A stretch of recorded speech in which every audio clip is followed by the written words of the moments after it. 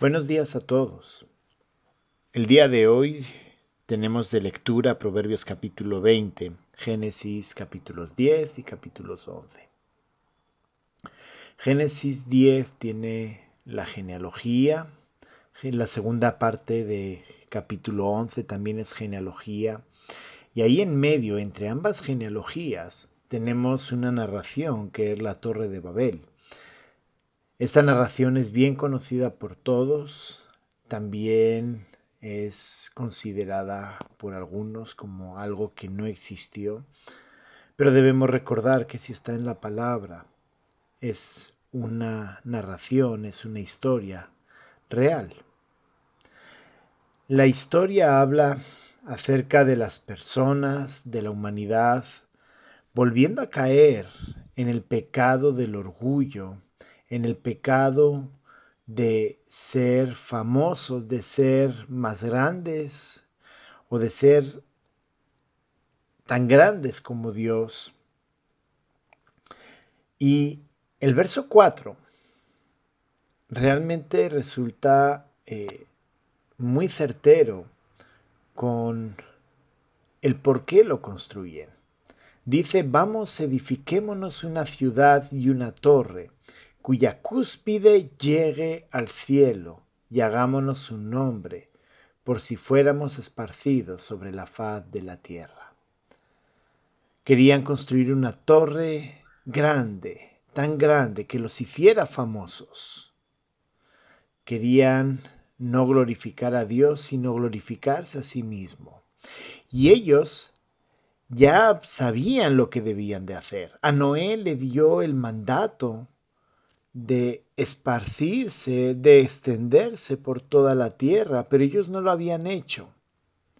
Y ellos sabiendo el mandato que Dios había dado, pues construyeron la torre para tener fama y dice, por si fuéramos esparcidos sobre la faz de la tierra.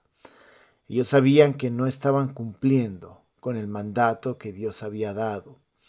No cumplir con el mandato es pecar. Así que vemos que cuando Dios envía el diluvio, tratando de, bueno, en ese caso era destruir esa maldad que había, vemos como un segundo intento, a ver si con Noé funcionaba.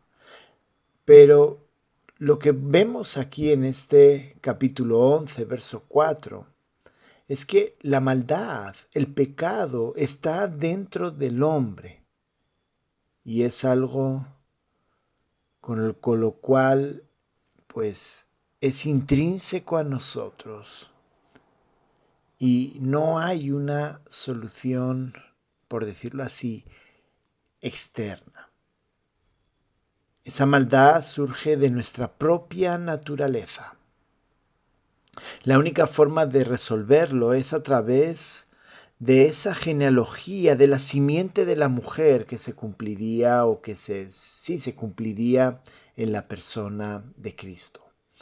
A través de su muerte, de su resurrección, es la única manera de poder resolver, de poder concluir, terminar ese problema que nosotros tenemos como seres humanos, el pecado. Así que esta gente pecó. ¿Por qué? Porque el pecado estaba dentro de ellos, es intrínseco a ellos. Dios toma la decisión de castigarlo y los castiga con los distintos idiomas, con las distintas lenguas, con el fin de que obedezcan el mandato que les había dado a Noé, que era extenderse por toda la faz de la tierra. Es muy interesante esta historia. Es muy interesante la narración porque nos recuerda que el hombre, el ser humano, por naturaleza es pecador y que necesita de esa simiente de la mujer, de ese Mesías, para poder solucionarlo, para poder solucionar ese problema. Usted y yo necesitamos a Cristo. Nuestra naturaleza es pecaminosa, es desobediente, es mentirosa, es falsa. Usted y yo necesitamos a ese Mesías, a ese Jesucristo. Vemos, y vuelvo a recordar, como que con Noé parecía que todo iba a volver a empezar, iba a funcionar bien, pero la verdad es que no funcionó, porque el pecado está dentro de nosotros. Que Dios nos ayude.